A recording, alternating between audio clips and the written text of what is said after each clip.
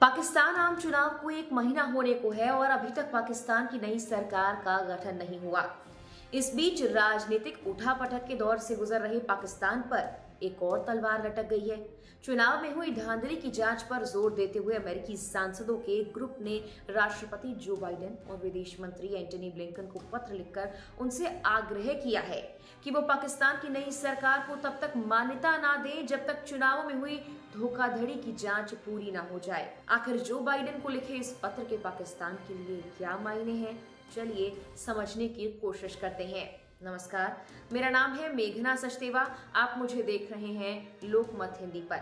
पहले ये जान लीजिए कि जो बाइडेन और विदेश मंत्री एंटनी ब्लिंकन को पत्र लिखने वालों में सत्तारूढ़ डेमोक्रेट पार्टी के मुस्लिम सांसद भी शामिल हैं। दरअसल 8 फरवरी को पाकिस्तान में आम चुनाव हुए थे। इनमें गड़बड़ियों के कई प्रमाण यूएस के दलों ने रखे हैं। यहाँ तक कि इमरान खान की पीटीआई ने अंतर्राष्ट्रीय मुद्रा कोष को बकायदा एक लेटर भी लिखा है। बाइडेन को पत्र लिखने वालों में 33 डेमोक्रेट सांसदों ने साइन किए हैं। इनमें मुस्लिम सांसद रशीदा तलीब, इल्हान उमर और आंद्रे कार्सन ने भी पीटीआई के पत्र का समर्थन किया है। पत्र पर भारतीय मूल की कांग्रेस मेंबर प्रमिला जयपाल ने भी हस्ताक्षर किए हैं।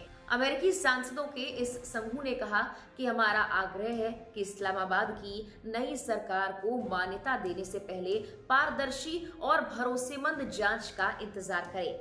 ये जरूरी कदम उठाए बिना पाकिस्तानी अफसरों के लोकतंत्र विरोधी बर्ताव को रोका नहीं जा पाएगा। पत्र में राजनीतिक रूप से गिरफ्तार लोगों को रिहा करने की मांग भी रखी गई है। लेटर में साफ कहा गया, अब तक मिले सबूतों के आधार पर यह साफ हो जाता है कि इन इलेक्शंस में धोखाधड़ी और धांधली की गई। ये काम चुनाव के पहले शुरू हुआ और इसके बाद भी जारी रहा। बाइडेन के लिए ये लेटर इसीलिए मायने रखता है क्योंकि अमेरिका में इसी साल प्रेसिडेंशियल इलेक्शन होने हैं और बाइडेन को इन सांसदों का समर्थन हासिल करना जरूरी है। ऐसे में बाइडेन इस पर क्या फैसला करते हैं, इस पर सबकी निगाहें बनी हुई हैं।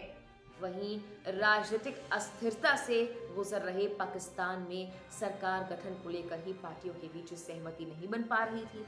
इस बीच अगर गठन बाद अमेरिका इसे मान्यता ही नहीं देता तो भी पाक के लिए मुश्किल और बढ़ने वाली है, क्योंकि कर्ज तले दबा पाकिस्तान भूखमरी और महंगाई से भी जूझ रहा है। ऐसे में देश के हालात और बिगड़ सकते हैं।